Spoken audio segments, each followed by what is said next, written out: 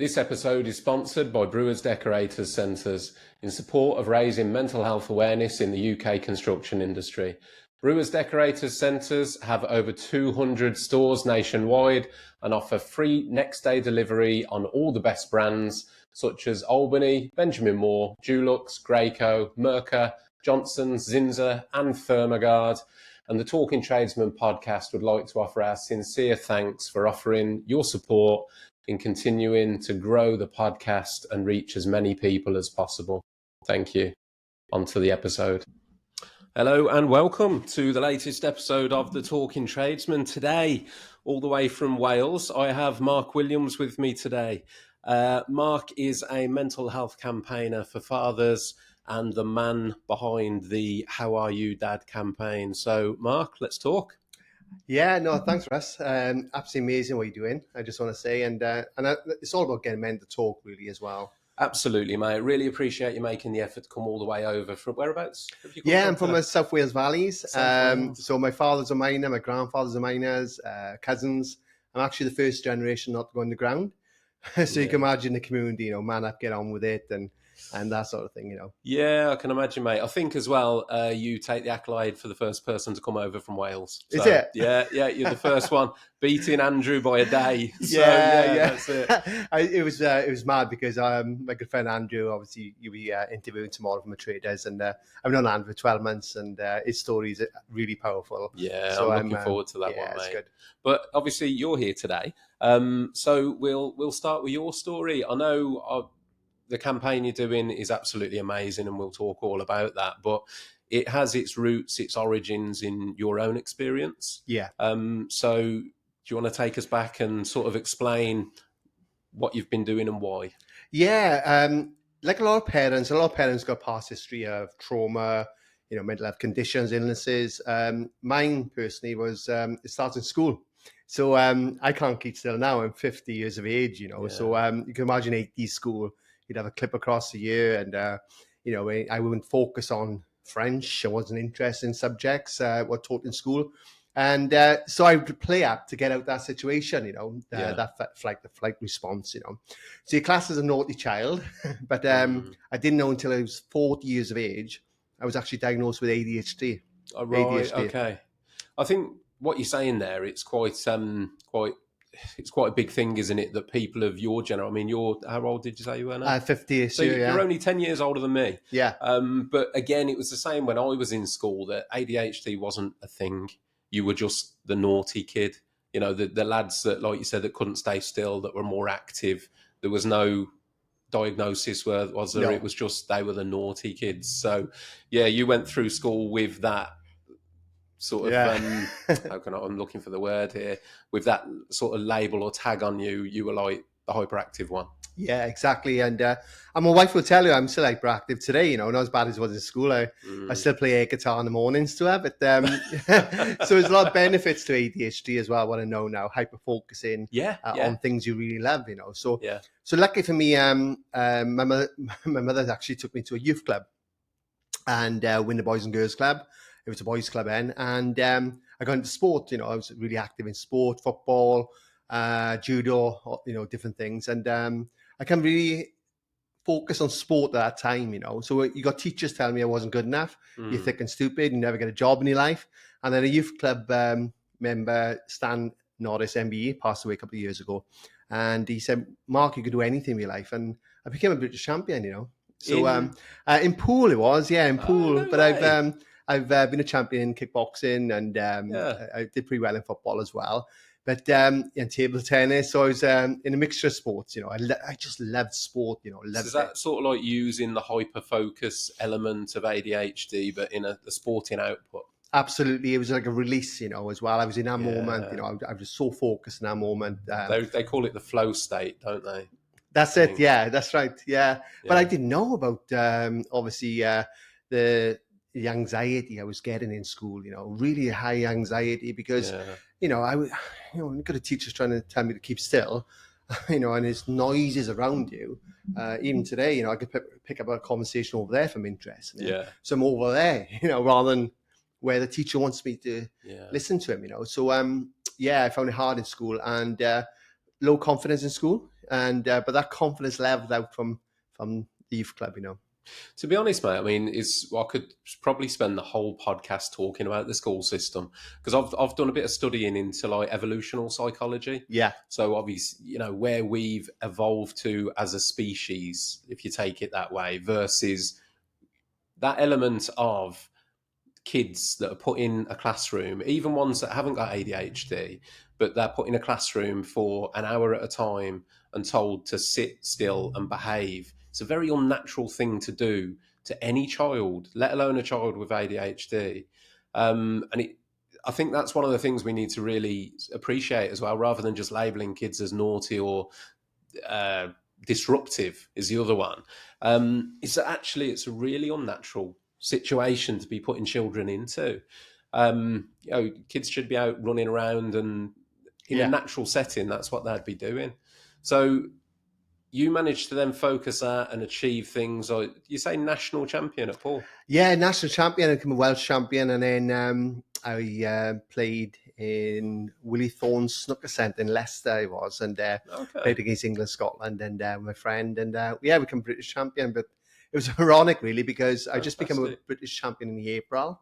In the May, I had a careers officer / teacher said, "Williams, you'll never get a job, never do anything in your life." And I had a paper round, a window cleaning round business on the weekends, you know, to pay for money to go football. And I just become a British champion. So I did question authority and still question authorities today. Thank God you did, mate. Thank God you did. I think, you know, don't get me wrong. I can come across sometimes like I'm bashing teachers because I've got a few issues with the education system, and I'm not. There are some really good teachers, but equally, there are some teachers that can be very damaging when they come out with things like that. You'll never amount to anything. Why would you tell a child that? What benefit is that ever going to have? You know, Exactly. to put that seed in a kid's head, it's really bad. And it makes me question why those people are in the job. I think a lot of it's an inward reflection on how they're feeling about themselves and their circumstances. Then they're projecting that onto the kids. But that's a whole other subject. That's another one. I'm smiling because, you know, I totally agree with what you're just saying. And yeah, you're right. It is some good teachers, but certainly back then, the only good teacher I had was Mr. John. And I never one or two other teachers. And he was a PE teacher. So, you know, so I was pretty lucky. And so, but yeah, I think my friends and everything and youth club really helped me, you know. So, but unfortunately, you know, I left school at 15, no qualifications. And went on the YTS scheme, the young, thick and stupid, they used to call it, a government scheme. And after watching Alfie's and Impaired, I wanted to become a bricklayer. So I ended up painting for a couple of months and no bricklaying. I don't think I had ever laid a brick. And I went to a factory then. We worked in a factory. But it was 1990 and the Ibiza scene started kicking in. And I went down 6-7 years of obviously the drugs, alcohol, and other things that you know I always share now because amphetamines, all the drugs, you know, nightclubbing, all that scene, and so I went down this path, and luckily enough, I met my wife. And you know, we've never had an argument in 27 years that I won. Really? That I've won. Oh, right. I was gonna say, Jesus Christ. I was gonna get a notebook out then, Mark, and start asking you for advice. But yeah, that you've won. No, she's great. And I get a lot of credit. We changed our careers after what happened, which I'll share. My wife works for Mental Health Matters Wales, and we both changed our careers. And you know, she does amazing work, and she supported me on this journey as well. I mean, first of all, mate, I'll take this opportunity now to say, and not to be patronising, but thank you for being the kind of person that you are, for highlighting men's mental health in any capacity, but specifically the area that you are. It needs people, you know, the world, as it were, or the nation need people like you to have that voice, to get people to start talking about these things. I mean, your whole subject that we're going to talk about is something I've considered myself through my own personal experience. And it's vital. I think it's a really, really important subject, which is father's mental health, particularly postnatal or post-birth trauma. But yeah, I mean, you're the best person to talk about where your journey with this started. Yeah, thanks. Honestly, it's something that come by accident, really, and I'll share that later. But I went into sales and marketing. Went to sell timeshares in Tenerife. Unfortunately, it was a well-known gangster was running it, so it didn't last long out there. But I got into sales and marketing, and I think I learned those communication skills, social intelligence. Yeah. So those transferable skills actually worked when I got into mental health years later as well. And I was probably earning more money in '96. I'm a wife certainly than I'm now. But the passion we got, I just love what I do now. I just this purpose drives me on. That's And it. That word there, mate. Purpose. Yeah. I mean, I've found that to an extent with the volunteering that I do with Samaritans, and people have asked me, what do you get from it? And it's that word, purpose. And it's actually, I mean, don't get me wrong, everybody has to survive and everyone wants to provide for their family, and you've got to cover the basics. But it's great to do something that gives you a purpose outside of financial gain. So the fact that you've just said you were earning more before, but you love what you do now, that's more valuable. Yeah, isn't thanks. Yeah, exactly. It is. And again, my wife Michelle, she supported me through this journey because because you can imagine when I first started talking on TV and radio stations in 2011. Gosh, and the stigma. We weren't even talking about men's mental health, and let alone postnatal depression in fathers. So we did have a lot of abuse, online, unfortunately back then. But yeah, going back, nice house, company cars, different place where I lived. I went back up where I'm from, the community, the Valley community. So I lived a couple of miles away outside, nice little estate, and where the teachers actually lived, which was good at the time. And so you moved in next door to the people that said that you wouldn't amount to anything. Yeah, same sort of street. Yeah. And I was just in my company car and stuff, and which I think that was driving away, but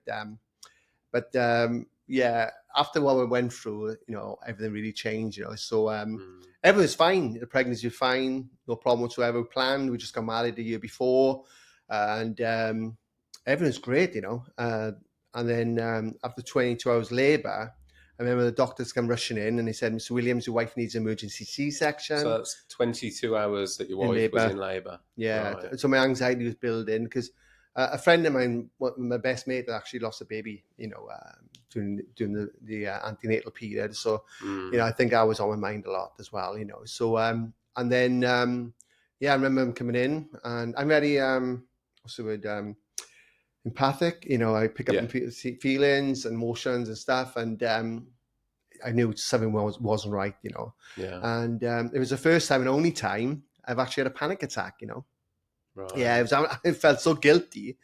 I was having a panic attack. I think it's quite warranted though, mate, isn't it? And one of the things, the sort of beef that I've got with the whole birth process, it's kind of painted quite romantically, isn't it? It'll be the best day of your life. Yeah. How fantastic it is to bring a child into the world. And don't get me wrong, there are those stories where it's all very quick and it's very simple and it's very natural and it's in and out and the other. But I've heard probably an equal amount of the opposite of that. And in those situations, it's nothing short of terrifying. And for 22 hours, and I can empathise because I've got two children myself. I was at both births, and all I remember feeling was just an absolute feeling of helplessness. Yeah. No control, completely helpless, but also a weird pressure that you're meant to be enjoying this. Yeah. This is meant to be a happy moment. The family's about to expand. Your child's about to arrive. This is meant to be a happy moment. And just having a complete disconnect from that, thinking this is not fun. Yeah. And that's the word I felt as well. Helplessness, it's a hopelessness and out of control, couldn't protect my wife, I didn't know what was going on. And I went obviously gowned up, and like I said, I was expecting to cut the baby's cord and off we go, happy families, and when you go into our theatre gowned up, and what I seen, in the theatre, obviously I won't go too much into it. But yeah, it was horrific, and see my wife's face and what was happening in the theatre. And then, basically they give you this little baby, and never held a little baby in my life to get weighed. And I honestly thought I was going to drop him, and really panicky. And So yeah, gosh, yeah, it was. My wife went on a ward for 3 days, but I was expecting the three of us to leave that day, and it was only myself. Yeah. And when I was living at the time, the first thing I did was knock my next door neighbor's door and drinking. I just started to Yeah. drink, just So you had a 22-hour labour followed by an emergency C-section. Obviously, then your wife has to stay in hospital for however many days. yeah. And your baby, your son, was it? Sunny thing, yeah. Yeah, your son then stays in hospital as well. So quite rightly, then you walk out alone, not really knowing what to do with yourself. No, in house on my own and trying to process what happened as well, because nearly 20 years ago now, and I didn't know nothing about mental health. I didn't. I'll be honest with you. I was one of these people like, come on, I never look down on anyone unless I'm helping them up. But I didn't know it meant depression. And The strange thing though, Mark, when you look at it objectively, and this is what I think about the whole birth process. When you look at it objectively from a man's point of view, because the focus is very much on the mother and the woman, isn't it? And yeah, as a man, I think there's an expectation that we've got the easy ride. We just have to be there to help. And there's an element of you're not entitled to have any emotions towards it and to have that, like, actually, I'm really affected by this. And like you said, to have gone through such a long labour and then an emergency C-section, and you've got the woman that you love and the baby that you're meant to love, sort of both of them at risk, to then just go home and be almost, there should be a support network there, a support system for somebody to check up and go, are you okay, mate? Because that was yeah. rough, but there isn't, is there? No. It's a lot better than it was, but it's still, I'll explain why you'd be shocked about that.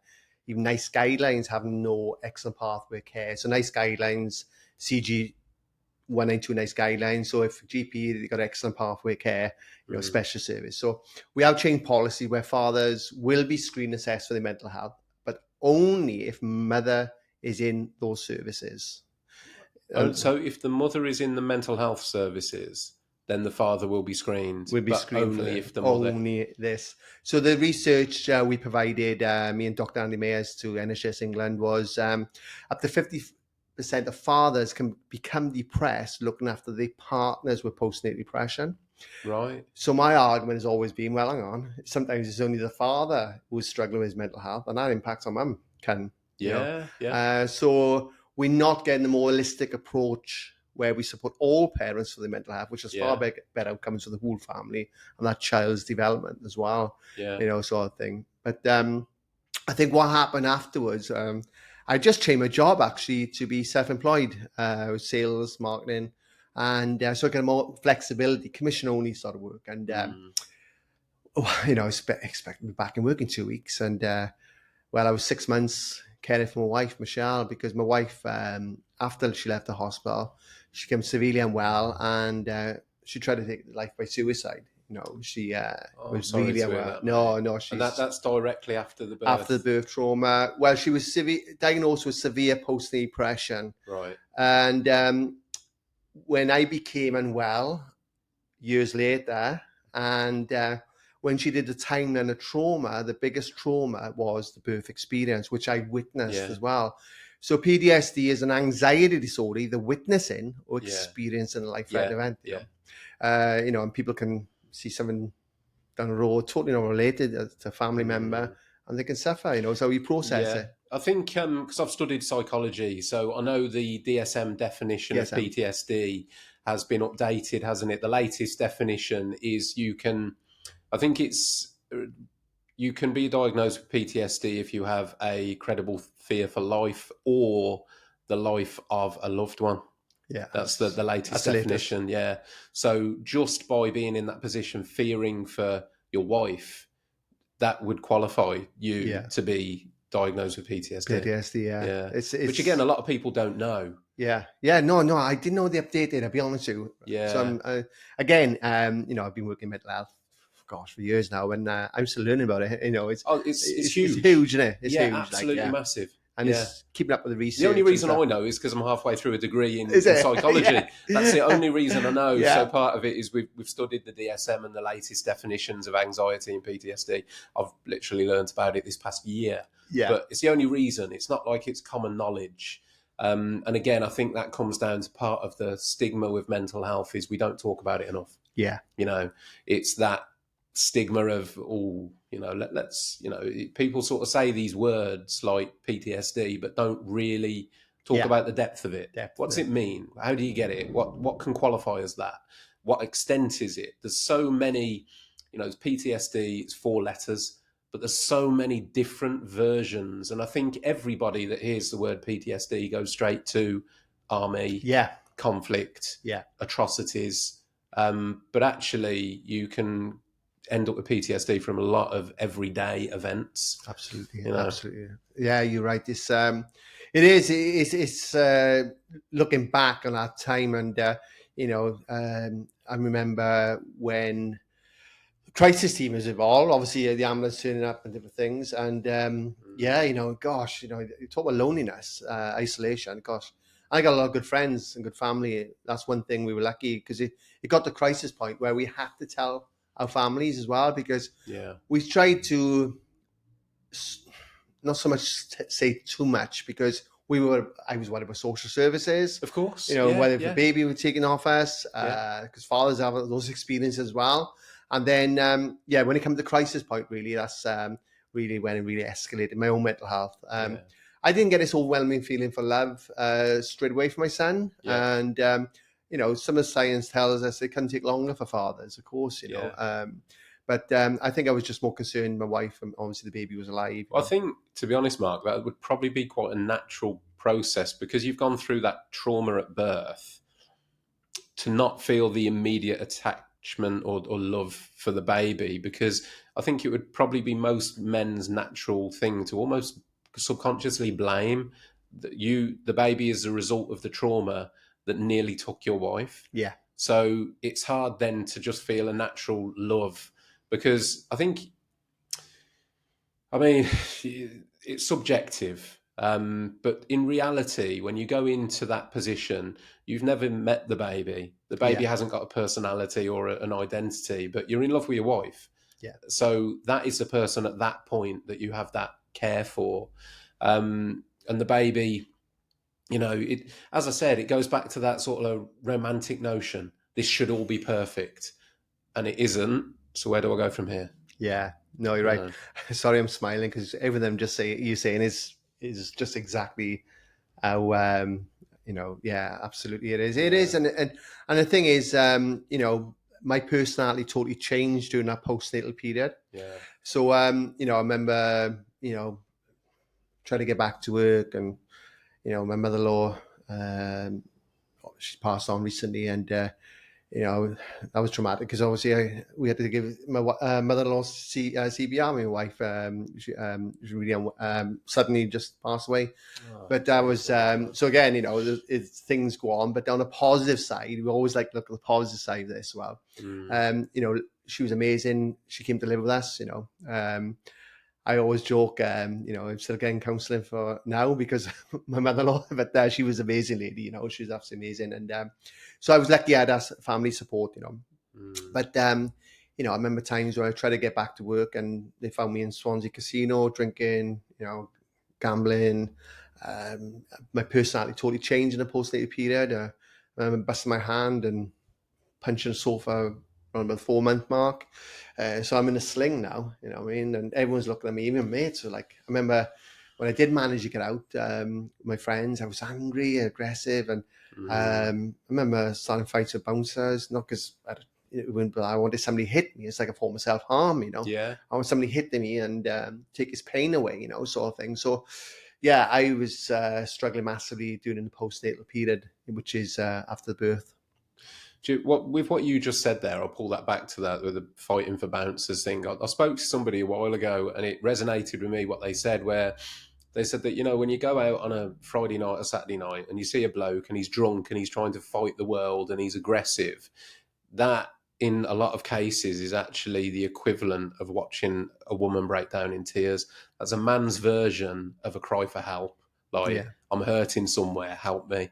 Because it's not normal behaviour. No. No. But quite often, as men, our outward sort of reaction to that is aggression, is that self-harm thing.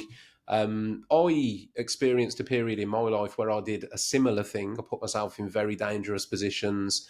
And I look back on that now as a form of self-harm. Yeah. I was going through things, hard times in my life. And I mean, essentially, Mark, I worked as a bailiff for 4 years. I won't go into that. It's a story I've touched on a few times, but there were positions that I put myself in during the time that I did that job that I look back on now and I'm horrified by. Yeah. But at the time, I've had, to illustrate just one example, on an occasion, I had somebody pouring petrol on my legs and feet, telling me they were going to set me on fire. And I was stood there I'm not saying this to sound like I was big and hard, but just stood there going, go on then. If Yeah. you're going to do it, do it. If not, pack it in, kind of thing. And to think of putting myself in that position now, no chance. Yeah. Horrified. But with the things I had going on in my life at that time, I now look back at that as a form of self-harm.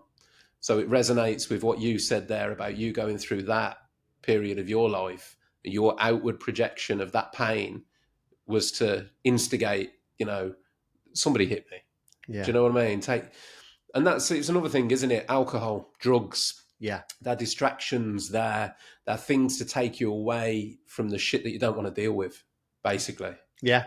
Yeah. Absolutely. You just remind me, I should say, that I remember around the 4-5 month mark, I was walking across the road in by Cardiff Castle it was, and I thought if a bus hits me, I didn't have no fear, like, sort of thing. Yeah. I think one of the things what I learned, I couldn't tell my wife how I was feeling because I didn't want to impact on her mental health even more. Because you knew your wife was struggling as well. Struggling. So, Yeah. and I didn't know where to get the help, but I didn't know what was happening. First time experience, because, there was loads of factors during that postnatal period. So I got the undiagnosed ADHD. I got things I hadn't talked to in my childhood. I got great parents, amazing parents and family.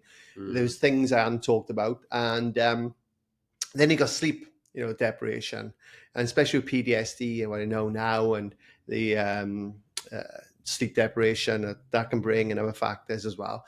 Sleep, when you think of it for your mental health, is such an important, huge. Yeah. I know that personally, because if I don't get 7 to 8 hours, I vastly notice the difference in myself. Yeah. My concentration, my mood, the way that I deal with situations. So yeah, I'm big on sleep. I read a book called, I think it was called Why We Sleep, actually. Listen to it on audio. I'm sure that's what it's called. Fascinating. Sounds really boring, but it's fascinating. It explains the brain's chemical process as to why you need the sleep and all the links of not getting enough sleep and what that causes and all the rest of it. To completely recommend it. I like, especially audio. I love audiobooks. And I'm the same. like yeah, audio's at work. Is Podcasts it? at work. Yeah. So we're just talking before we come on. I was listening to podcasts, and but you're right. Sleep, severe sleep deprivation, can cause paranoia and psychosis as well. Severe sleep. It's a form of punishment in some countries. Exactly that. Yeah. This is one of the things that I touch on quite a few of these podcasts, Mark, is being in the construction industry. One being isolation, which again is used as a punishment in jails and like prisoner of rewards. People are isolated as punishment. We do it to ourselves at work. And there you go. The lack of sleep thing again. Sleep deprivation is a form of torture. Yeah. But quite often we do it to ourselves. Going out late, similar sort of thing. You might be, as you were potentially, a new parent experiencing all that stress, and yet you're going out and drinking, which again is impacting your sleep. Yeah. So it's a spiral, isn't it? Oh, yeah. And then obviously there's no money coming in now because I'm putting things on credit cards because I'm self-employed, and then the other aspects of it, obviously, thoughts and feelings. So I always explain about postnatal depression. So you can imagine when I first started, I remember going on TV, I think BBC Breakfast or one of them, explaining about postnatal depression, and I was learning about it back then. And yeah, gosh, the stigma, how can men get postnatal? It's hormonal, all this stuff. So there's biological risk factors with fathers, So testosterone, estrogen, cortisol levels, vasopressin, and prolactin actually lowers during fatherhood. Testosterone, some research, it goes actually down to 34% in some research, and doesn't get pre-fatherhood levels either. So there's biological risk factors with this as well. That's massive, yeah.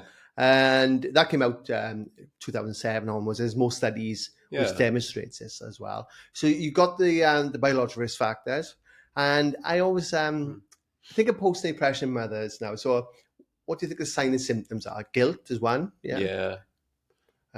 struggle to bond, maybe. I guess not wanting to go out, not going retracting from everybody. Yeah, lifestyle change, transition. There's no one the fathers can't experience, when you think of it. Breastfeeding comes up a lot, but sometimes fathers may feel excluded, not part of that process for various reasons as well, sort of thing. So there's other factors. Even sometimes I've known fathers been jealous sometimes, told me, the relationship has changed, and also I don't feel part of that family network, unintentionally as well. And not always comes up, but the biggest factors is, past history, dad's got bipolar schizophrenia, dad's got neurodiverse, struggled with adverse childhood experiences before they become parents, and it's sleep deprivation. Then you've got other factors, the social side of it, isolation, loneliness that comes with fatherhood sometimes as well. Out of interest, Mark, is there any research to show that people who are neurodiverse, is there an increased risk of fathers with postnatal depression amongst neurodiverse? That's a really good question, because I've just started really pushing that now. So really? Pushing it. So we know it's high risk of people with ADHD, with suicide, and with ADHD as well, there can be a lack of efficient dopamine as well. So you can have high levels. You think of some of the certain medications with ADHD. They're all stimulants. Sort of thing, sort of thing. So you can work that out with The reason I ask is a few episodes ago I had a conversation with a lady called Diane Porterfield-Bourne. Hi, Diane. She is a menopause expert, and she's involved in research towards neurodiversity and menopause, and again, the increased risk in women that take their own lives who have neurodiversity, as opposed to people that don't, and the links between menopause. So I was just wondering if there was a similar increased risk. Yeah, well, it's a good point, because there's actually a menopause for men as well. I don't know. I've looked at the NHS website, and so I've spoken to a guy who talks about this. He's got the science and evidence, and not many people know about the men actually. There's a menopause or whatever. It's fascinating what you said about the testosterone dropping in new fathers. Is that a chemical response based on your thought patterns of being a father, or is that to do with a lifestyle change? Well, when you look at the it's good when testosterone lowers, obviously emotional, and so that's the time when we got to encourage dads to skin to skin, because it releases oxytocin, which is good for dad and baby. So that bond and attachment is grown. So that's why we always encourage dads to have that skin to skin, because that builds up bond and attachment. There's loads of stuff on bond and attachment, being in queue with the baby, those sort of things. So if fathers are depressed, then they're less likely to sing, read, dance, and play. They're less likely to follow good health guidelines as well. So keeping the baby safe. Yeah. So there's a range of reasons why we got to start looking at fathers' mental health, especially around the perinatal period. So the perinatal period is the antenatal period and postnatal period as well. And that includes antenatal anxiety, depression, because as you know, with anxiety and depression, there's the symptoms of overlap. And also then you got postnatal anxiety and depression. Then you got more known for mums, but a good friend of mine, Ashley Curry, I want to give a shout out. He was a dad who had intrusive thoughts, OCD, checking a baby, intrusive thoughts, all sort of things. Going to harm the baby. We know it's more for mums, but there's evidence that says, of course, dads can get OCD, Interestingly, again, previous episode, I spoke to a chap, Paul Moughton, who's a decorator, and he suffers with OCD, intrusive thought OCD, harm OCD. So, I've spoken to somebody already a little bit about that. And I guess for somebody suffering with OCD, and it's another trigger point, isn't it? A new baby, Absolutely. particularly things like harm OCD. Yeah, and I've talked to fathers, and everything I say is from the fathers. I think when I started the group in 2010, it was only support fathers where their partners were post-depression. But what we're finding, a lot of mums would phone me up and say, "Mark, I'm fine, or I've been supported. My husband is really struggling here, and it's impacting on relationships." And the Yeah. amount of relationships I've seen fall apart, and that interlinks then because the father's presenting unwell, then family law comes in then as well, so the breakup of the family. And then I've come across, I'm doing some work with mothers and fathers who unfortunately can't see their children, I won't go into, that's another work I've started doing more, because I come across it, and that's another area I said, when you can imagine, I can't imagine not seeing my son. Yeah. You know what I mean? I got a massive bond with my son, but so it does interlink with other things then. And then obviously, fathers need to be there to protect the children as well, So, There's so many things, isn't there? It's such a huge thing, having children. It's such a lifestyle change, a relationship change, particularly that first child, when you go from being 2 to a 3. And like you said, there's the impact of that in terms of the mother might focus entirely on the baby. The father might focus entirely on the baby. There's definitely a tension. You go from your partner being your priority to your partner being your teammate, I think is the best way to explain it. And quite often, when you're then working as a team, you don't always focus on each other. Yeah. All the focus is on the baby, and maybe you could say rightly so. But I think, again, there's that romanticism about becoming a parent that quite often isn't actually true. It's fucking hard work. It's hard. Yeah. I mean, I'm a parent to two kids, love my son and my daughter to bits. Wouldn't change them for the world. So I don't want to come across like I regret having kids. I don't, not for a moment. But the realities of it are, it is tough. It will impact your relationship. And certainly, we're here to talk about you, but I can definitely empathise with the whole birth situation. I mean, when my son came along, so my firstborn, I guess there wasn't a fat lot of information. Every appointment that you go to prior to birth is very much focused on the mother, which is fine, and as it should be, because that's health of the baby. But there's no preparation. I was given no preparation myself. Do you know what, mate? This is what to expect.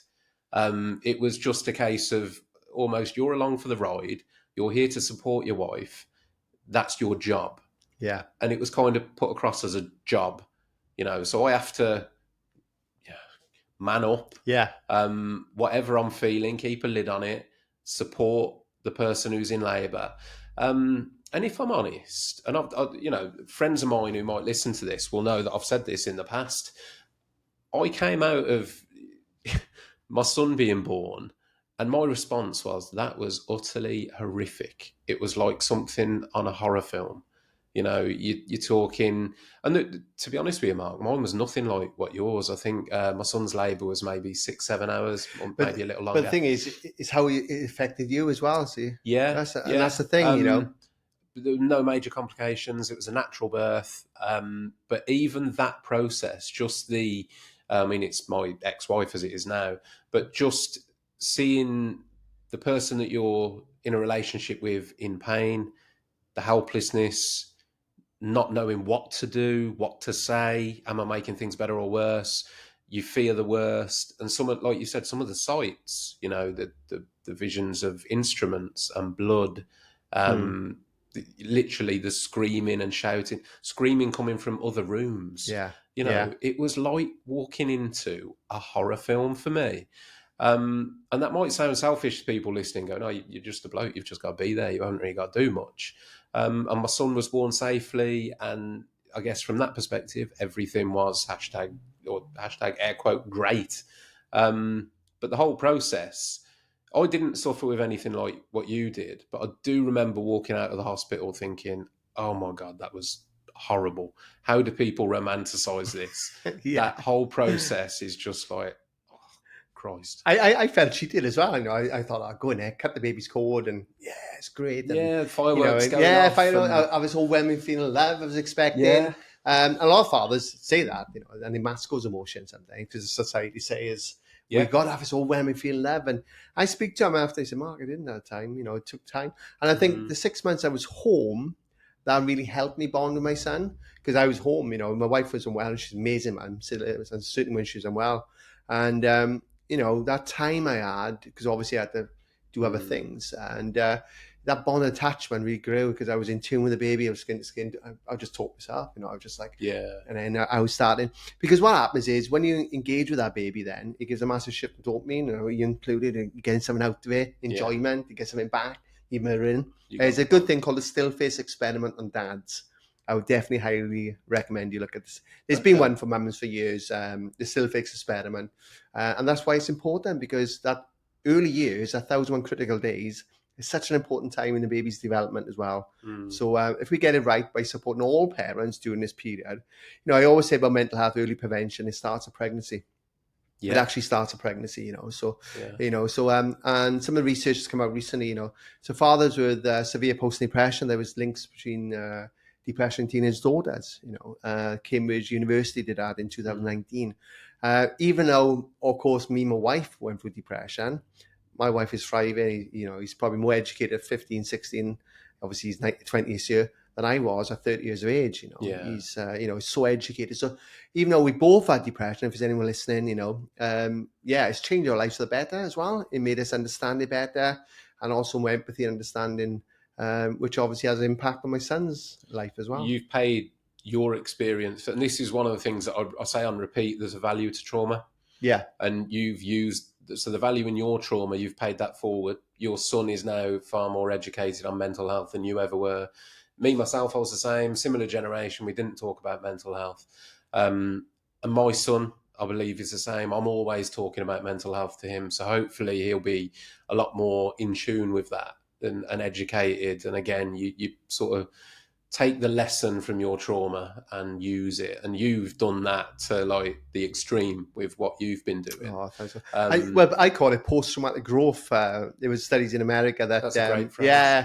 Studies in America where there was a lot of people from the armed forces, lost limbs, and they found that actually their life was better because now they were going in schools and educating I like that people. one, Mark. I'm going to use that. Post-traumatic growth. Post-traumatic growth. Yeah, definitely. Because, it's, gosh, how are you?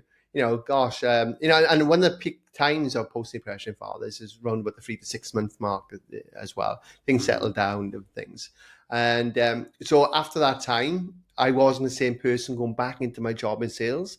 I couldn't take the pressures anymore.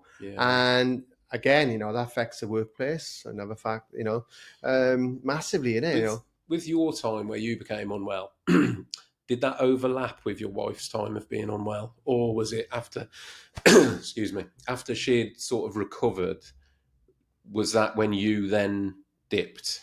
Yeah. So it was like the pressure was almost not off, but it was, she's better now. So now you can I guess you let your guard down a bit. Yeah.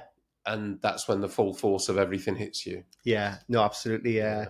Because like you said, it's, if it was a broken leg, gosh, and she'd be out for 9 weeks, whatever it was. And the thing with mental health, my wife would get well, Michelle, and then, oh yes. And all of a sudden then we'd have to do a medication change and then she'd come well again. So I didn't know how long I was in this bubble. You know what I mean?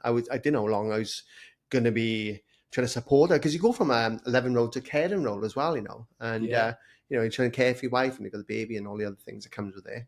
And I think afterwards, especially in 2005, I remember I just wasn't the same person. I just and I still suffered. I didn't talk about it.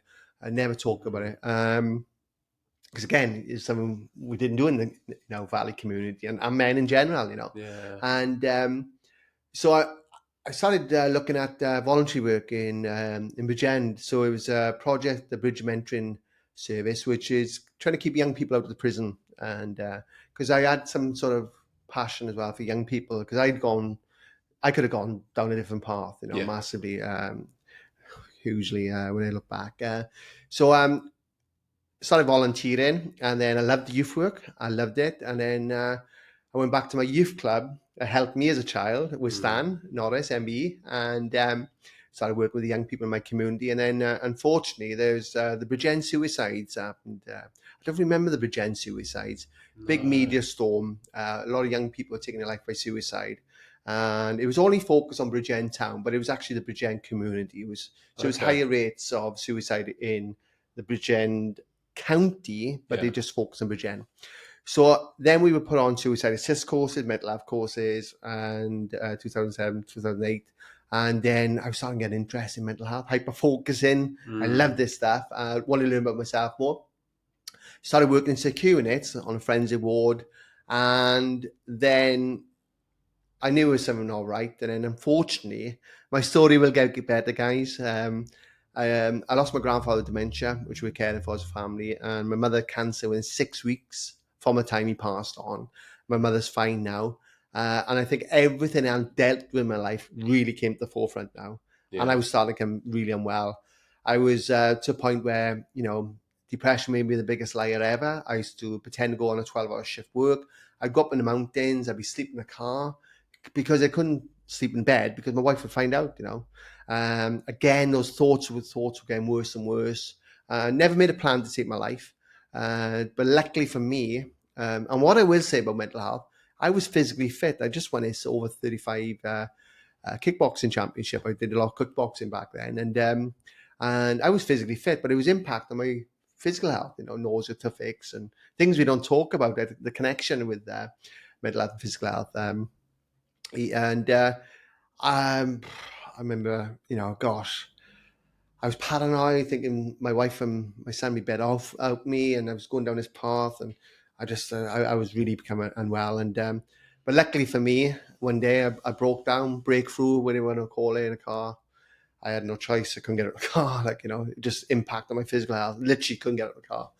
And I spoke to this charity, which my wife works for, Mental Health Matters Wales. A big shout out for them. Yeah, massive shout out to them. Yeah, absolutely amazing.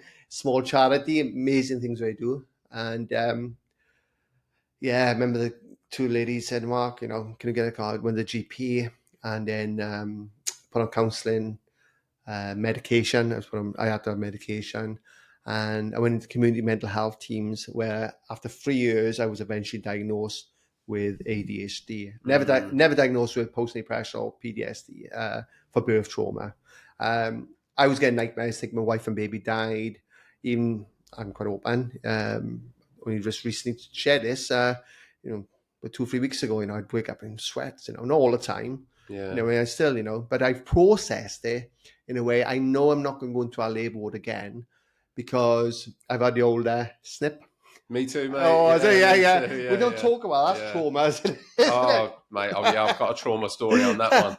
Yeah, they tell you the 2-day recovery thing. Oh, God. Mate, I was far from it. So, yeah, it was. I'm glad I had it for the sort of effects of it, as it were. But the process was traumatic for me. So, gosh, I was the last one going in, and I'm sure the doctor told everyone just to walk like John Wayne coming out or whatever, because I was like terrified, But the thing was, looking back, we did want more children, before it happened, and this is another thing, because it happens with fathers where they don't want more children, and the partner sometimes does.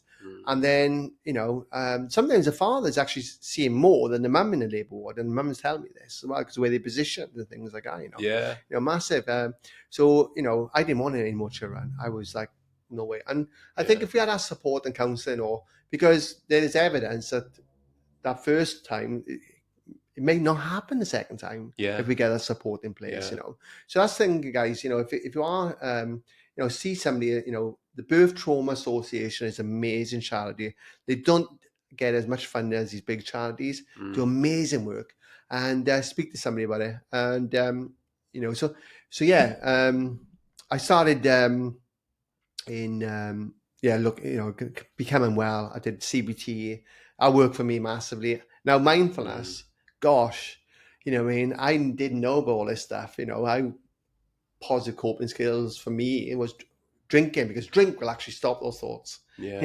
Unfortunately, but we know, it's the worst thing if you've got a problem. So I was starting to educate myself more, looking at myself first. And then I was 8 weeks into my recovery, ready to go back in the hospital. my confidence went. The first thing that went with me was my confidence. And anyone knows me, I'm always like, yeah, go lucky and all that. My confidence was shattered, you know. And I'm in the gym one day, and I said to this guy, I said, oh, can I bother weight split? And he said, yeah, I got to go to NHS Prams. And I said, I'm working in a hospital in Cardiff, you know, what's NHS Prams?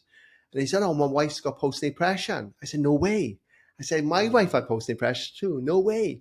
All of a sudden, side by side, I probably told him more things. I told my counsellor, my best mates, my wife, because it was the first time I actually found out a father went through a similar experience to me. Okay. And that really made me think, oh my gosh, I'm not the only father. You know, this is 2010, I should say. 2010, I'm the first time I've come across a father with a similar experience to me. Brian, he was in trades. He was in a trade. He was a builder. He lost his business. He lost his house. He lost everything due to his wife, the same thing. Hillary, unwell, and he became very unwell himself. Unfortunately, Brian passed away 2 years ago, but he was the one actually. He's actually a pastor, you know, as well. You know, he changed his life from drinking alcohol for 22 years, drugs, and became a pastor. So we had this conversation, and I said, "Gosh, I'm going to set this group up called Fathers Reaching Out." And so I had proper safeguardings in place. I surrounded myself with other services. It was in Bridgend Arc, and you know, these fathers would come in. I opened up my lived experience, and Brian did, and others, and then, gosh, men, big, you know, people say men don't talk. Gosh, when you get them in a safe place, they will talk all day. You know, Do you know what, Mark? Yeah, I mean, one of the things that surprised me about setting the podcast up was when I set this up, and with the subject of mental health and the supposed stigma around it, I thought it might be a struggle for me to get people on. But to date, everybody that's come on has contacted me. And luckily, I've got quite a lot of guests lined up, and it does seem to be that given the platform, actually men do want to talk. But equally important, we need to be there to listen. Yeah. So as much as providing a platform to talk, there's got to be the other side of that. And I think that is maybe equally the problem.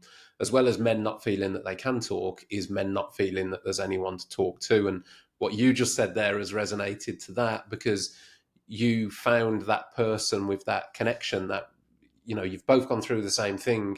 Then you wanted to talk. Then you wanted to tell him things that you'd told nobody else. And I think that's really important. So having these groups, you know, like you've set up, is so important, you know, to be able to provide the place, like you just said, the safe place to actually be able to come and talk. Yeah. Well, what was happening was actually, you know, went from, you know, fathers actually just support their partners. And the mums used to phone me up and say, Mark, you know, can my partner come to the group of husband? I'm fine. Or they've had support. But my husband's really struggling now massively. So then it was by chance, actually, I did this. It's funny because, like we were talking, you know, if we help one or two people, it's enough, you know, with these, you know, what you're doing, amazing what you're doing. Like, and so I put an advert in my local newspaper. I said, look, this is what we're doing. And the journalist said, it was just a local Gazette newspapers. I'm going to share you a bit of story. I said, yeah, you know, this is what I experienced. I didn't realize that went to national press, you know.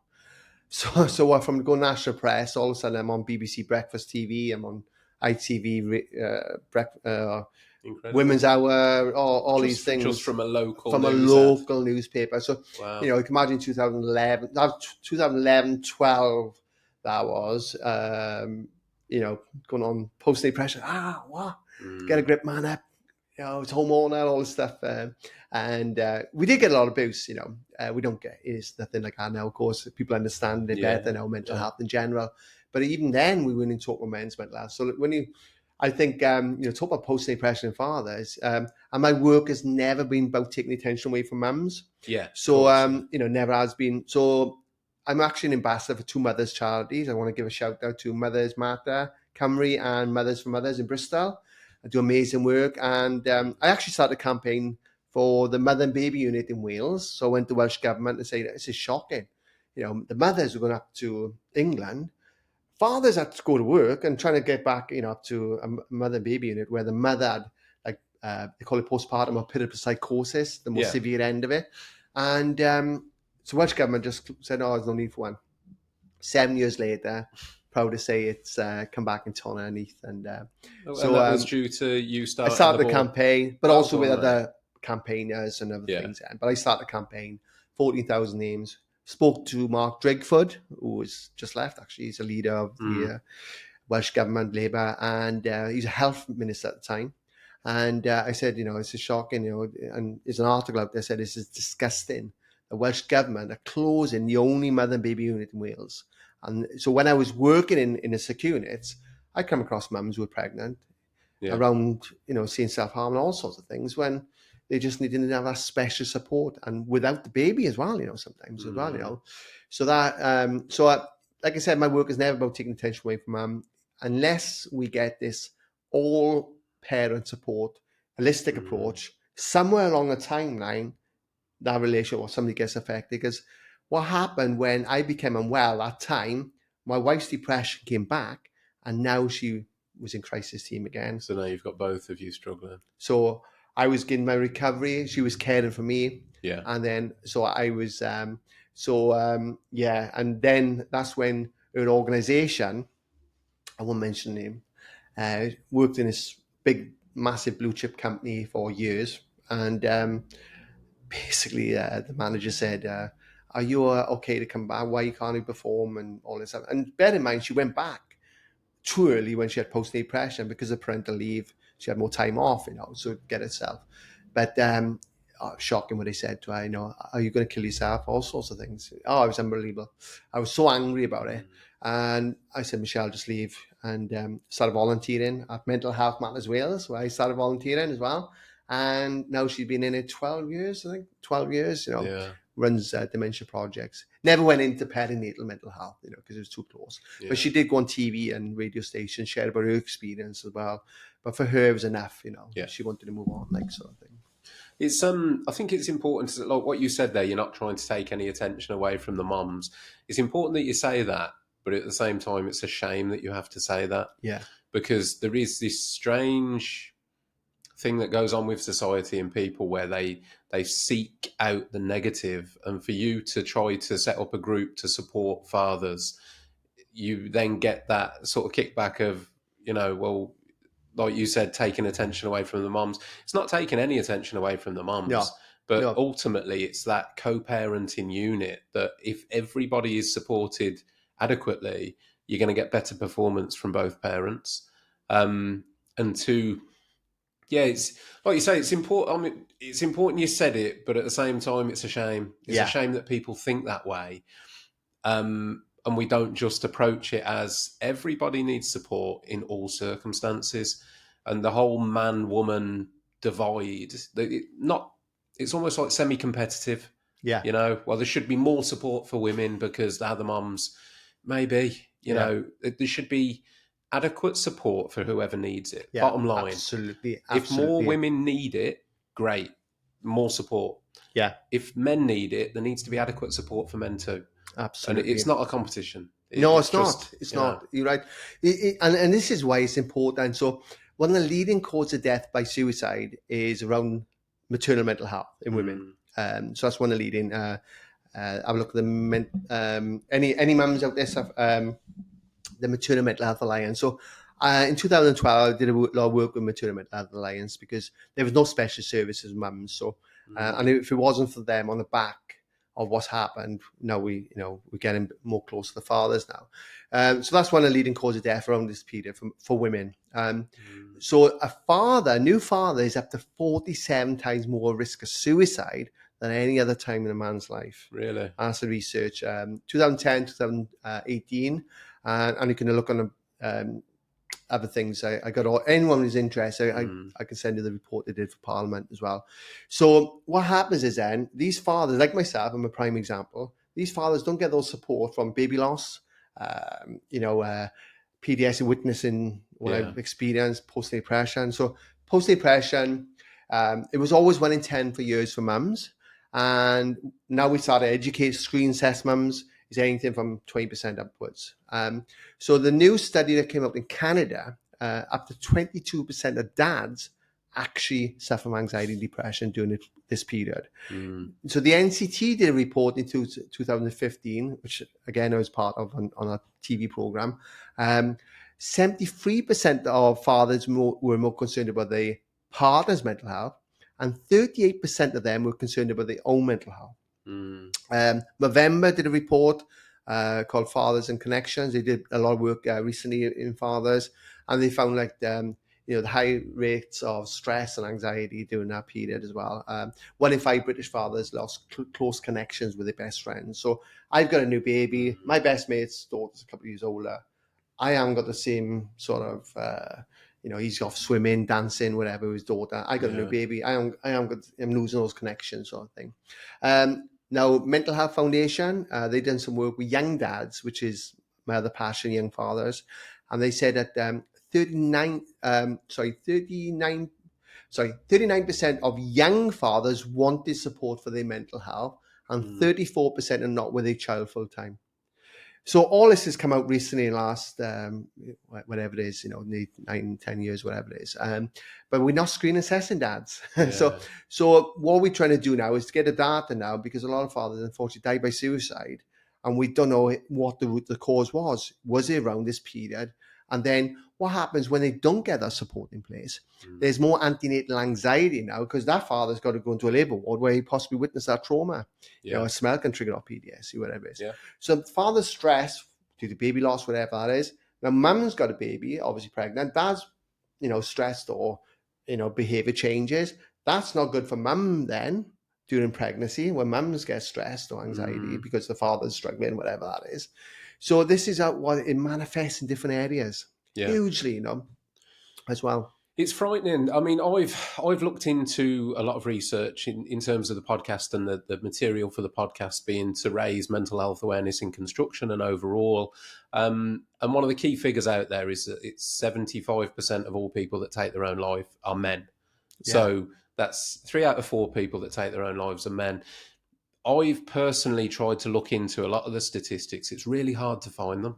And I think what you said there touched on really. There's not enough research done on people that sadly have taken their own life as to their life circumstances, and then correlating it together to see if we can find some patterns. Yeah, absolutely. Absolutely. I mean, I know personally, again, in the building trades, it's the worst affected demographic by industry in the UK. I think now it's gone up from 3 to 4 times more likely to take your own life if you work in the construction industry than other industry sectors. So as a man in construction, without any other sort of triggers, you're already 7 times more likely to take your own life. And there was a few things that while you're talking, my brain's just going over, and I'm thinking new dads in construction that are self-employed. And then you were talking about your friend that, again, was self-employed in the construction industry and he lost his business. And there's all this added pressure, potentially within the construction industry and new fathers, people running a business and then doing all the new father stuff. It's extra pressure, isn't it? Yeah. And that's not taking away from any new dads that work for a company. No. There's again, it's not a competition, but just trying to highlight all of the potential triggers. It seems like that could be a really big demographic that could be adversely affected due to the extra stresses that they're already under anyway. Absolutely, as well. I was self-employed. During that time, I changed my job a couple of weeks before, because I wanted more flexibility, Shared parental leave is another factor, I just put a campaign out now for, what about fathers, baby loss, mothers unwell, they're struggling, whatever. What support? When you look at other countries like Scandinavia, the work they do in Scandinavia for the early years development, shared parental leave, I think, Finland is one of the best. We go and I just spoke to a dad in Holland actually, and Brussels are really pushing on now about their country to have shared parental leave and proper paid leave, because you can have paid leave. It's up to 14 weeks, £141. Gosh. Yeah. Do you know what I mean? Families are struggling as it is, Mark. Rightly or wrongly, it's my observation on society at the moment. And so I've run my business 22 years. And I have noticed, rightly or wrongly, shoot me down for saying this, but when I first started business in 22 years ago, there were a lot more families where only one person went to work. Yeah. And there were a lot more housewives at home. Now, in reflection now to my customer base, most of my customers are double workers. So both parents go out to work.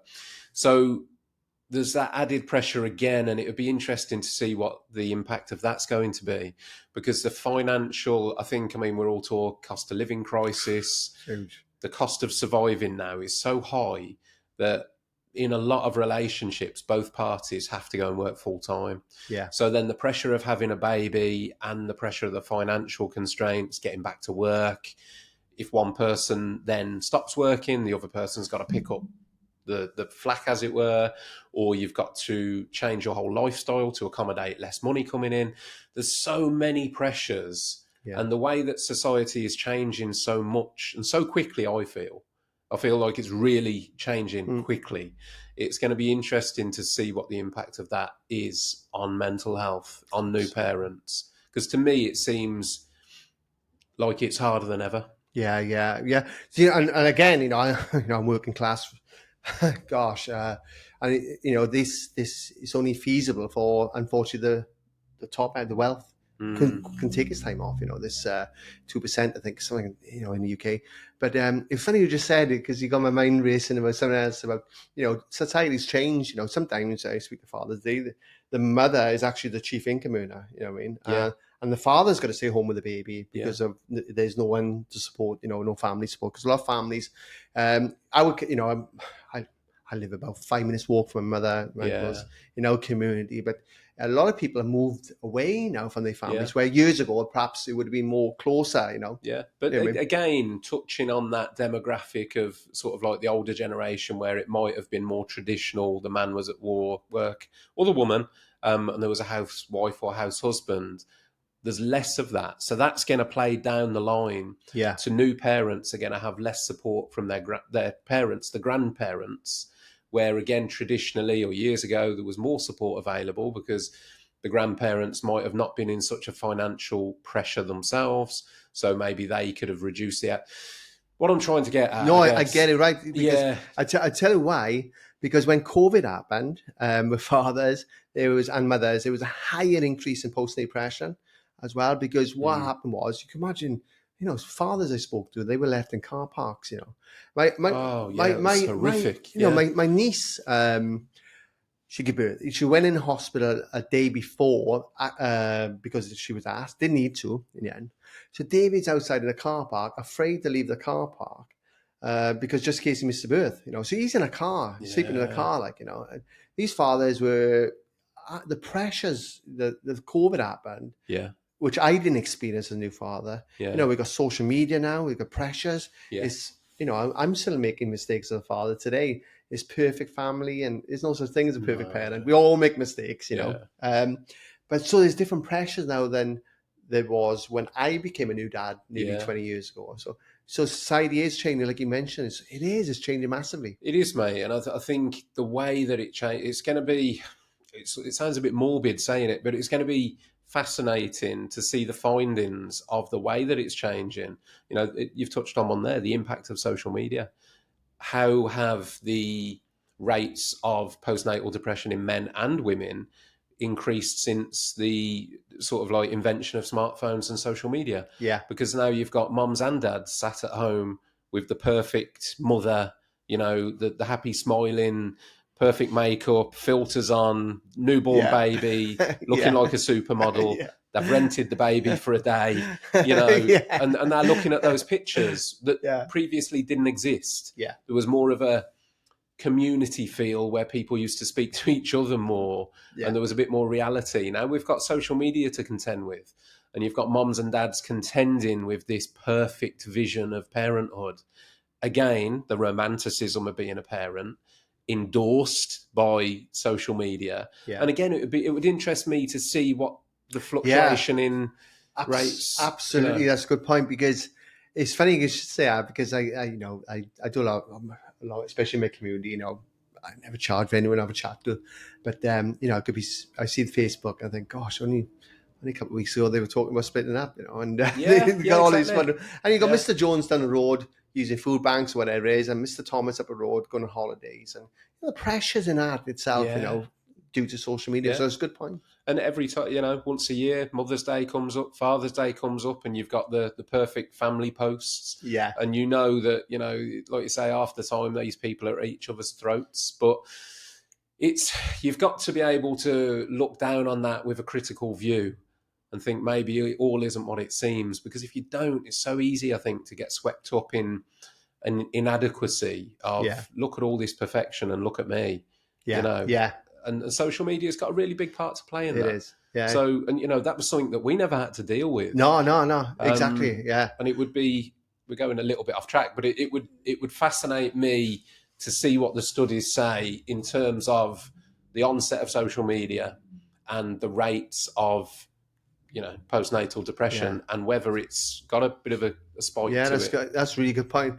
You just remind me, actually, I got to give a shout out to, it's ironic how law of attraction, whatever you want to call it, so I talked about NHS prams early on. So when my wife was in a hospital, she was the only mum. It was people with bipolar schizophrenia. She was the only mum on the ward, on the day ward and stuff. And so Gail James, she was a community mental health nurse. And after Michelle, and obviously speaking of the mother, she was the first one to set up NHS prams after in 2007-8. So if Michelle hadn't gone through, and Gail and actually set up NHS prams, Brian his partner wouldn't have been in NHS prams. I wouldn't have had a conversation with NHS prams, and I wouldn't be sitting here today. Because a lot of fathers have gone for this journey, don't realize about perinatal mental health or birth trauma. It's huge. It's huge. And I think it's always a reason why we're doing. Life has a funny way of throwing things around. And as you said, it's that value in trauma. I mean, I guess at this point, Mark, what I'd ask you, if there's any men out there listening that are either they've got a pregnant partner, so in preparation, or people that have gone through a traumatic birth experience that have got potential thoughts and feelings like what you've touched on so far in the podcast, what would you say, what's the first step for somebody that wants to reach out? Or could you give an organisation that's good to... I'll put all your details will be in the item description. I always say item. I'll be in the podcast description. So I'll make it very easy to contact you.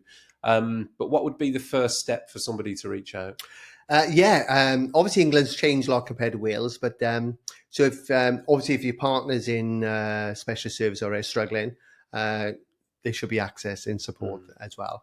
So there's a great organisation does some work for is Best Beginnings. It's all recommended videos, good resource. It's no adverts on it. It's all free. It's called Baby Buddy app. Best Beginnings. Best Beginnings. Yeah, it's really good. It's little small chunk videos about not even if you're struggling, it's about breastfeeding and other factors as well. It talks about mental health and stuff. Dad's Pad might be in the area. I know Julian, he does a lot of work in different areas. Dad Pad. It's funny because people ask me this quite often. It's very much a postcode lottery. So Manchester is really on there. Yeah. A good friend of mine, Scott Mayer, he's actually in Coventry doing some good work. And like Bristol, it's very small. What I'll do, Mark, we'll have a conversation after the podcast, and if you, I'll try and put some of these organisations into the description of the podcast as well, just so there's that resource. So if you're listening now, it should be below. There's some resources there just for anyone that wants to reach out, and I'm assuming you'd be happy for people to reach out to you. Absolutely, yeah. Like I said, the group I run now is it's more a lobby group. So I like to think if guys, if you are struggling, there's a positive end, obviously, because I think after obviously talk about radio and all that stuff. So what I found was working with Dr. Jane Hanley, then we started working together. Jane wrote the book on perinatal mental health, and she lives in West Wales. She was like a president of International Marseille Society, all research and all that stuff. So I didn't come from an academic background, but I started hyper-focusing, want to find out more and stuff. So then me and Jane worked together and we did a couple of academic books, So if anyone's struggling, left school, no qualifications, guys, if I can write a book, anyone can. Yeah, Just so so you it's know. worth saying. So Yeah, Mark's an yeah, author as well. yeah. Actually, mate, plug your book. Where can you find your books? Oh, it's called, well, it's a film actually on Amazon Prime as Okay. well. Yeah. So it's a wonderful lady, Dr. Pavanda Shargil. She's a mental health consultant, but she's a filmmaker as well. A wonderful lady. So have a look at Amazon Prime. It's called Daddy Blues. It's all based on the first book I And did that's as a well. film. A film, yeah. It's on Amazon Okay. Prime, So yeah. Amazon Prime, And Daddy look at the Blues. end of it as well. So it comes to the end. It's a bit quiet, it is. Are you actually on that film? No. So it's proper actors. Oh, okay. Yeah, proper actors. And 40-minute film. It's a film based on your book. On a book, Wow. yeah. So we did that. It comes to the end, and then again going back to post-traumatic growth. Mhm. So you can, after the end, keep watching it until the end, and you can see some of the stuff as well. So yeah, I've written journals with midwives. So and I had this idea in 2016. I seen Happy Wine Day. I was come back from a conference. And I thought, oh, International Father's Mental Health Day. So it's always a day after Father's Day. So we Okay. set that up. I set it up in 2016 at a wonderful doctor, Dr. Daniel Singley in California. He found it with me then, and we got doctors around the world now. It's growing. It's recognized as well on Time to Change calendar and stuff Fantastic. like that. So we share stories, we research, whatever. It's always a day after Father's Day. And then, like I said, I was just talking. I was in Parliament on Monday, giving evidence as a professional with Dr. Anna Mayers and Kieran and Scott Mayer and lived experience mums with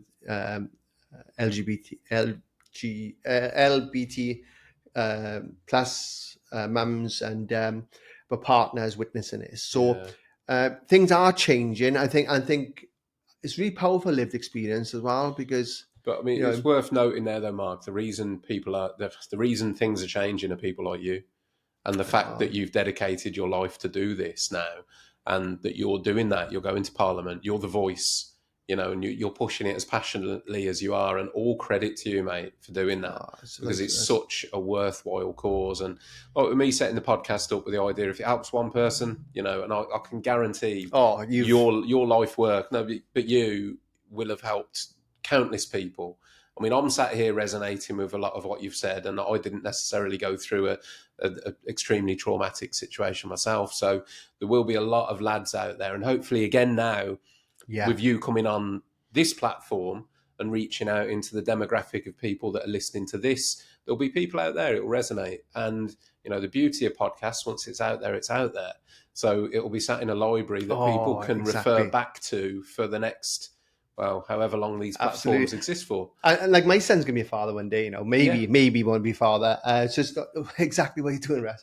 It's not just for this generation, it's generations after this as well. Yeah. So when we were in Parliament, it was estimated, we think it's higher, that 30,000 women actually suffer from birth trauma every single year in the UK alone.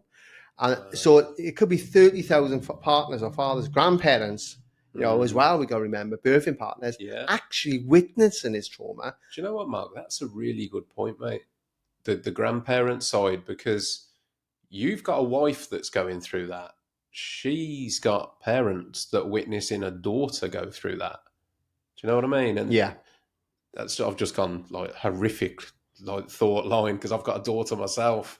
And I don't think up until this very moment now, I've thought about that at some point my daughter might want to become a mother, and the anxiety that's going to cause me. That's a really good point, mate. That's just hit me just there then.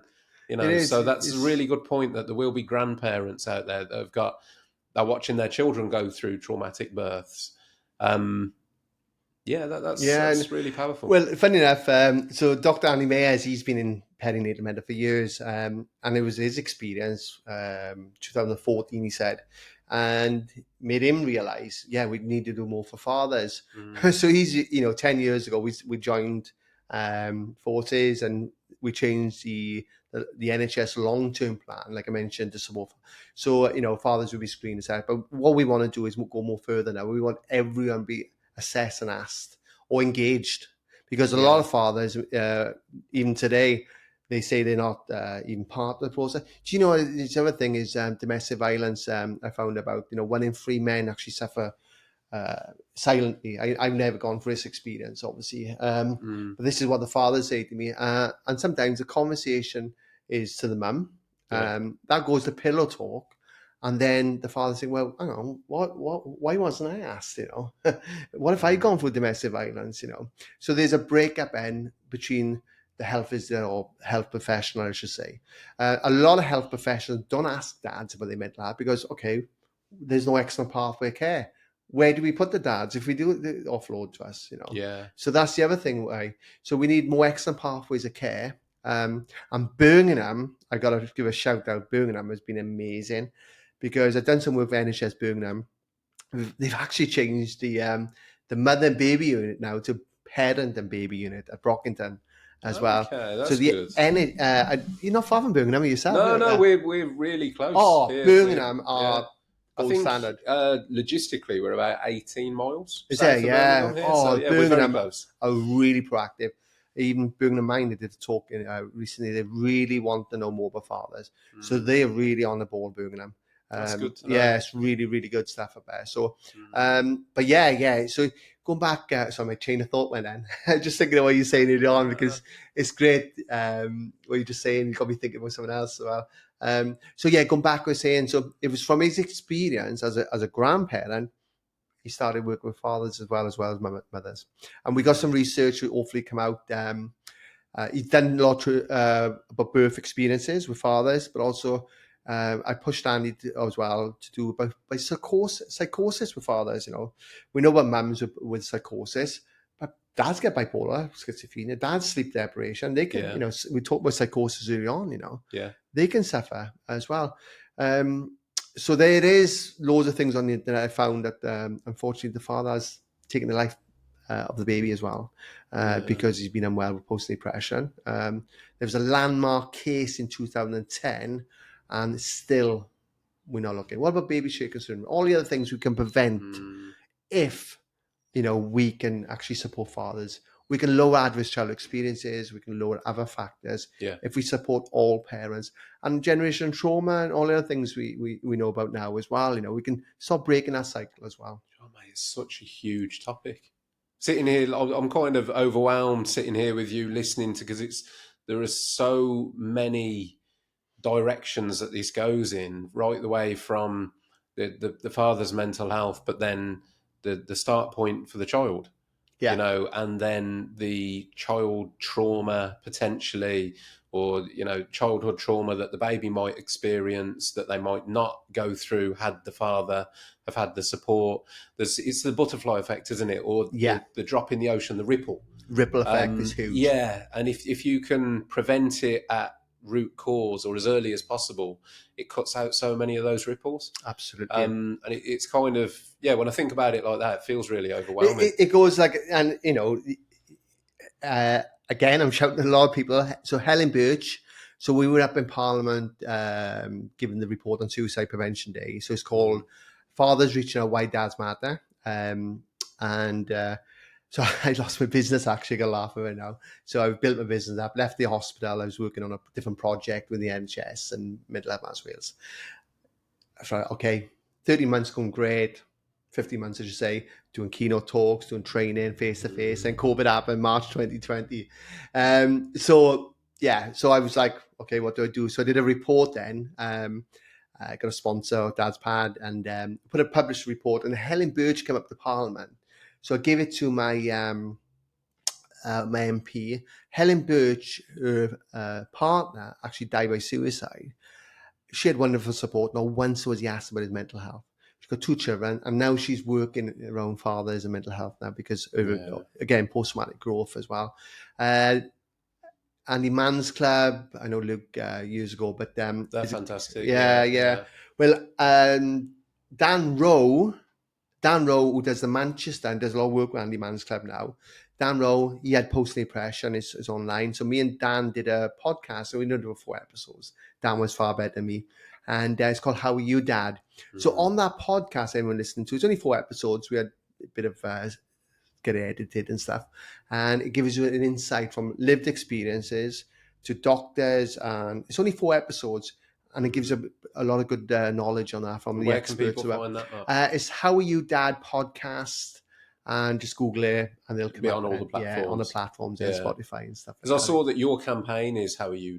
Hashtag How Are You Dad, yeah. So what it is, the idea, rather than get lost in social media world, you just put in hashtag How Are You Dad, and all the stuff comes up. Again, one of the benefits of social media is that you've now got this increased reach. Yeah, you know, you can sit here today. This podcast will be promoted across social media, and hopefully, as is the message of this podcast, is just trying to reach as many people, trying to grow the audience as big as possible, just so that the ears that might need to hear the message can hear it. And it, you know, fatherhood is such a huge topic, and I think as men, we probably don't talk about it enough. Yeah. And we certainly don't talk about it openly and honestly enough, because there's a lot of preconceptions and pressures, a lot of societal pressures, you know, the how we should feel and what we should act like and how we should let things affect us or not affect us. And there's a huge part of that when it comes to being a father. I think there's a natural pressure that comes with being a father. You are now the protector. Yeah. You know, the provider, the protector role. And I know that's kind of stereotypical, so don't come at me with the, you know, women can be the provider too. I know that you can. That's great. That's fantastic. I massively support that. Absolutely. Yeah. But there's an inherent pressure as a man, I feel, or maybe I can just talk about myself. I felt that pressure at that point of finding out I was going to be a father. I've got to, and, you know, I said it to myself, I've got to man up now. Yeah. I've got to provide. I've got to be stable. I've got to be protective. I've got to support that child. And even now, you know, love my kids to bits, and I would protect them with my life. You know, and that's not, it sounds like a grand statement, but it's true. And there's that pressure that comes with being a parent that, you know, and it, you know, I mean, my son's 17 this year. My daughter's 11. And the older they get, it doesn't wear off. Oh gosh, you know? Go for adolescent stage as well. And I on a positive, I got to watch her and saying, because we had a season ticket all over Cardiff City, like, so. Okay. Yeah, so I was a youth worker. When I was a youth worker, I was the joys of fatherhood as well. You know, I was a football coach for 12 years. You know, youth club, table tennis. You know, seeing him grow for that, and you know, and connection to sport, and obviously we talked about early on, but it is, and I think one of the things I don't talk about much is I think I got really anxious when he started school, because I didn't have a good schooling actually by teachers. I was very protective of what the teachers were saying to him, because how it affected me as well. So even though I had great friends in school, and but I was very protective of what teachers said. Luckily, he went for school pretty good, like very good. But so these things, you know, affect you differently. How we've gone through our own childhood as well. You know, I've had fathers who've gone for abusing, you know, and one bath a baby, because unfortunately the abuse have happened to him in a bath, you know. And then from the outside, oh, why is he smoking? Why is he avoiding? Oh, he's you know, he's giving, you know, he's coming back, flashback, whatever that is for that father, you know. So we got to start looking why fathers are behaving differently, and that's rather than thinking, oh, he doesn't want to be involved. No, there's some fathers who maybe don't want to be involved. I understand that too. But it's a big myth that there's absent fathers. No, fathers will be there. They will step up, but we got to give them a platform and support to put him on that right side. There's quite, I mean, I think within mental health, that's a big thing for me, particularly, and it's not to knock the NHS because they can only do so much, but like you touched on, CBT really helped you. CBT is a therapy modality that is targeted towards the symptom. Yeah. And I think this is one of the things with mental health is it's so important to address the whole picture. Yeah. And like you said there, the outward sort of symptom of, you know, maybe he stood outside, maybe he's drinking. Yeah. That's the symptom. The cause, that's where the real progression is made. If you treat the cause, then you stop the symptom. But there's a focus, I believe, on the symptom. Yeah. Particularly with the NHS. And I know that they've only got so many resources, and CBT is proven to be they get the most results from it, the most short-term support and all the rest of it. So I understand it, and it's not knocking that. But I believe that CBT needs to be combined with whether it's EDMR. Yeah, EDMR, psychodynamic Yeah. therapies. Do you know what's right? Because I'm very person-centered, so I'm always person-centered approach. Yes. So I look at the person, and it could be something like we talk about ADHD. I'm very person-centered, but it's very much like, oh, this symptom. This is a thing I don't talk enough, and it's not under the DMS five. So time anxiety. Think of time anxiety now. Are you always early or late? Always early, mate. Always. You got to be early. Yeah. Is it anyone in your family who's always late? I'll say my son at the moment. But I think that's a teenage thing. But no, it's top of my head. How does it make you feel when he's... Do you know what, Mark? I've got no tolerance for lateness. That's the thing. And like today, I knew you were coming. You'd said you would be here at 5. I could have stayed at home. I live 10 minutes away from here. Yeah. I could have stayed at home. I could have said to you, do you know what? Call me when you're 10 minutes away. I just feel more calm. I was here at 4. Was there? I was here at 4. I wasn't just sat here looking at the door. Yeah. I was, responding to emails and things like that because I can, it's quite tranquil. But I would much rather be somewhere well early and then occupy myself with a few things. Running a business is always something to do, whether it's phone calls, emails, whatever. But I would feel anxious. Yeah. I'm never on time. Early is on time. On time, yeah. To me. So it's funny because I messaged you in the services. I'm just running a bit of traffic because I got to be there early. I get really anxious. So my wife is well known in the family for always being late, always late. Right, so always late. So what happens is then my anxiety is building because of time. I'm focused on time. Some people I work in the hospital are literally looking at time all the time, sort of thing. But time anxiety is not taught with parents. The baby comes along, that structure changes. You can't get out and match. You got an appointment. Some people have a severe anxiety because of lateness, or being late, and vice versa, obviously as well. So time anxiety it's not like under the DMS, but it's something that affects a lot of parents I speak to as well, and certainly I've had more arguments by my wife being late in the car, and that caused us so much arguments by her being late than any other thing. Really? I think of. So that's a big thing, time. It's one of those things, Mark. I think most relationships have got that, though. Yeah. There's always the yin-yang, the one that's always early, the one that's always late, and they marry. It's one of those things. My wife, to be fair, I don't think I wouldn't say she's late, but she's an on-time thing. Yeah. So, it's not me. I'm always, we'll leave 15, 20 minutes early. Yeah, she works out. If somewhere takes half an hour to get to, we'll leave half an hour before. And that causes me anxiety because I want the buffer. Yeah. So. Well, I worked it out. As a tip, guys, is I just put the clock back, and then it makes a bit of sense. And she's still late, but she's great. And again, if we went for her support, and I won't be here today, because she's amazing. But I think looking back is again. I can talk about this all next week or so, but if there's anyone interested in any stuff like there's a TEDx talk I've done called "The Importance of Fathers' Mental Health." There's only about 10-minute talk. It's got a bit of research and stuff in there, but it's changed all the time in their research. But we got to start asking, how are you, Dad, as well?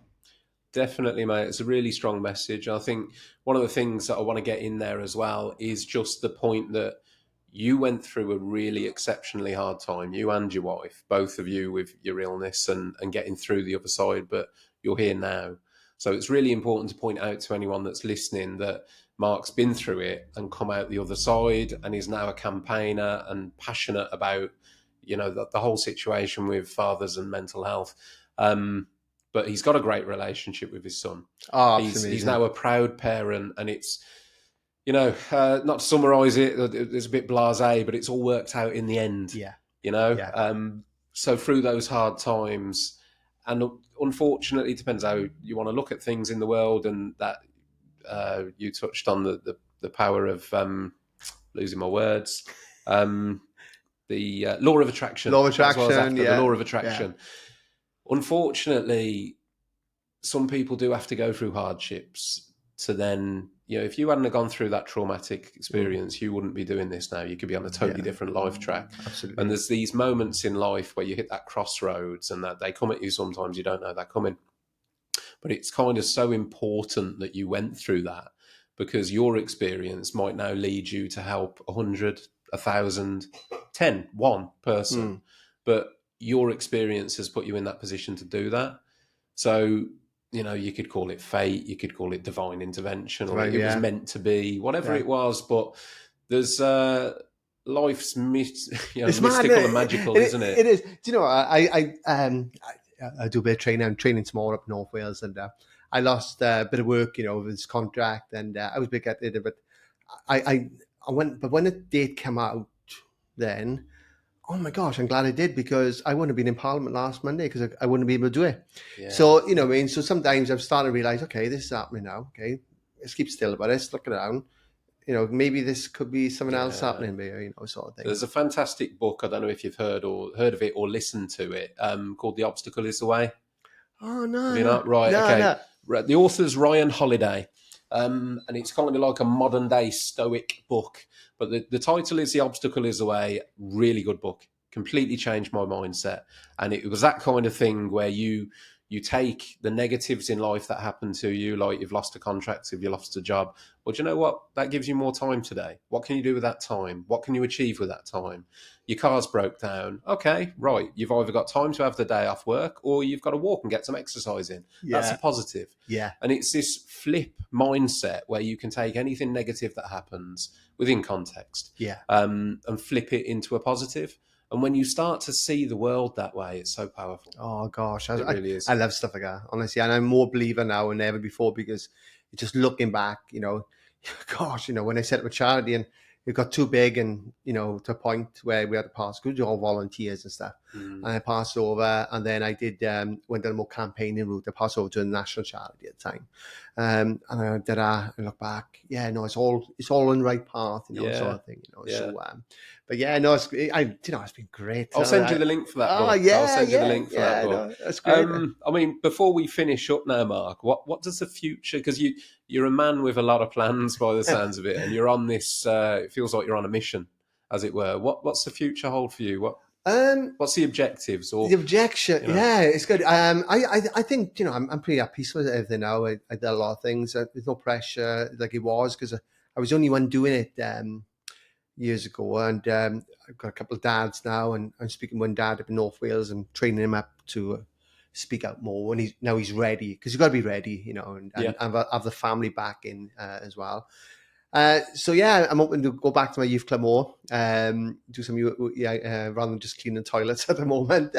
So with my wife, my mother's being the counter, so I'm starting mm, want to do more in the community, my own community as well, more. And then, but I think the father's work. I'm looking at fathers in general now. The whole journey of fatherhood, not just the perinatal period. yeah, There'll be other factors in our journey about how it can affect your mental health as well for fathers. And I think that's thing. And I'm doing a lot of work with ADHD. So mm, I just recently actually it's someone online, the European Conference for ADHD. So I'm looking at parents with ADHD now. So I'm doing a talk um, in Cardiff with a lady with ADHD as a parent because the risk factors, sometimes the driver could be the ADHD and not the depression, it's the yeah. ADHD as a driver. Why is that? So yeah, neurodiversity I'm going to do more of. And my young youth work has always been my passion as well as the father's work and Yeah. work as well. So trying to tie the two together as well. That's brilliant, mate. I mean, you've clearly, just listening to your story, your journey, you're clearly somebody that enjoys helping people right the way back from your early days of youth clubs and things like that. So Yeah. you found your purpose, as we mentioned earlier, and that's fantastic to Oh, see it's been somebody great, follow bro. that. Honestly, the experiences I've had, honestly. And this is one thing, guys, money comes and goes sometimes, but, gosh, Mm, you know, um, meet people I've met, like yourself, meet all walks of life from people, ex-prisoners to sports people and, dads and I think the experience I've had, I never no, thought I'd that's have, brilliant, So, mate. yeah, it's been good. It's been really good. It's been One of tough, the questions I'd like to ask you, because Yeah. being in Parliament and things and being at that level, if there was one big change that you could push through tomorrow, what would that be? What do you feel is the most important thing? If you could select something tomorrow. Yeah, definitely changing nice guidelines. So it's only for mothers at the moment, nice Mm, guidelines. The other thing we champion now is the World Health Organization because they haven't got nothing on fathers, paternal mental health, only mums. More research on fathers and more support, more pathways, as mentioned. But we want to change the shared parental leave as well, where if a father's struggling, I know there's a lot of good campaigners out there who I'm starting to dip my toes more into it. If the father's unwell or the mother, then like baby loss or mother's in mother baby unit, and they got to get back to work in 2 weeks. That I want to change more as well. So I've got a good 5 to 10 year plan.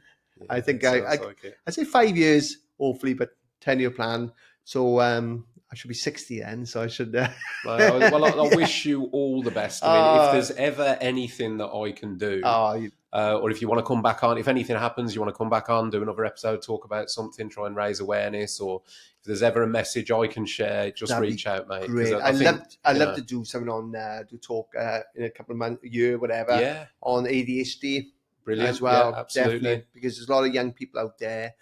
And we talk about school system. We can talk more about the school system, how that needs to change. We need to educate the teachers about neurodiversity and the benefits as well. It'd be fantastic, Mark. There's so many things, isn't there? Like we were saying pre-record, or I said pre-record. There's this huge puzzle of mental health.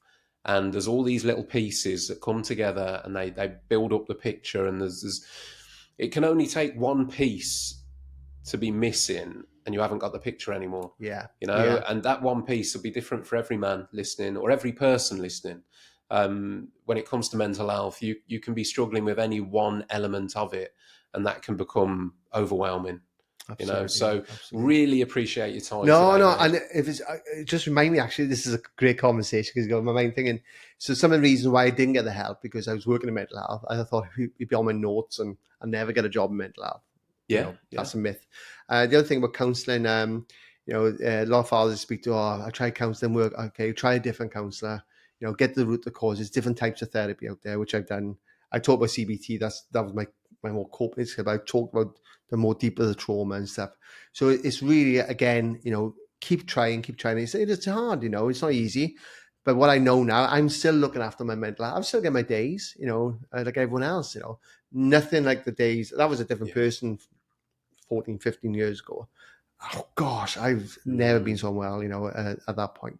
So, if you are struggling out there, guys, just keep on trying, speak out, talk about it like we all know. But there's a lot of, I'm very person-centered. If I can get the root of the cause, why and why it's happening and stuff like that. So, but I want to say thank you. I really enjoyed this today. No, mate, honestly, the thanks are all mine. You've done all the travelling, you've given up your time. Really appreciate you and any of the guests that are coming on the podcast, mate. It's a massive thing. Before we wrap up, Mark, again, where can everybody find you? Yeah, so I'm on Instagram, Mark Williams. I'm not so much on Instagram as many people, but Twitter, LinkedIn. I do a lot of posts on LinkedIn. Mark Williams, BCAH. The reason why I got that because there's a Mark Williams mindfulness as well. He wrote the book of mindfulness, and everyone, no, he's a millionaire. I'm driving a little, the smallest car in the valley, You never know what's around the corner. Yeah, no, it's but so I was awarded British Citizens for Healthcare in Westminster. It's like the MBE for the common people. Mate, honestly, Mark, you should be proud of it, mate. Honestly, you deserve it. Thanks. Yeah. No, honestly, in Prime Minister give me the Theresa May give me a voluntary award and stuff like that. You earned the letters. You earned them, mate. Put them on there with pride. Yeah, honestly, this is the thing. I with the young people I talk to, and they say to me, the reason why I show them all these photos is I say, guys, I left school at 15, no qualifications, and these guys, these youngsters, I'm not given a chance sometimes. I said, if I can do it, you got better chance than me because they're really intelligent, young people, just misunderstood, by school systems, So all I'm doing really is just to show people in my community, gosh, if I can do it, guys, because our community is very much in rural. It's classed as deprived. We've got a lot of love, a lot of togetherness, a lot of richness in our community. We do help each other out, but it is classed as a deprived area, as they say, So I'm trying to educate the young people in our valleys to say, look, if I can do it, guys, you can do it too. So all this stuff is, it's for them. It's brilliant, mate. Just keep spreading the message. Keep doing what you're doing. I'm sure that you'll achieve great things. Wish you all the success with it. Thank you again for coming on. I'll put all of Mark's details again in the audio description below, so it'll make it easy to find Mark and also reach out and get any help if anyone that's listened has resonated and feels that they might be struggling with any of the issues we've talked about on the podcast. Guys, the quicker the help, the quicker the recovery, I always say. 100%, mate. 100%. And I've learned plenty in the conversation. So again, thank you. But yeah, as usual, thank you very much for listening. If you can please give the podcast a like, share, follow, review, subscribe, depending on where you're hearing, listening or watching this. It will be massively appreciated. And a big shout out to Creative Branding Workwear, our merchandise sponsors that have provided me with this lovely gilet and body warmer, and the people that have sent out the hoodies, caps, and all the rest of it, which I'll be bestowing upon Mark shortly. So yeah, thank you to you guys as usual, and yeah, thanks for the support. Take care, guys. Yeah, thank you and goodbye.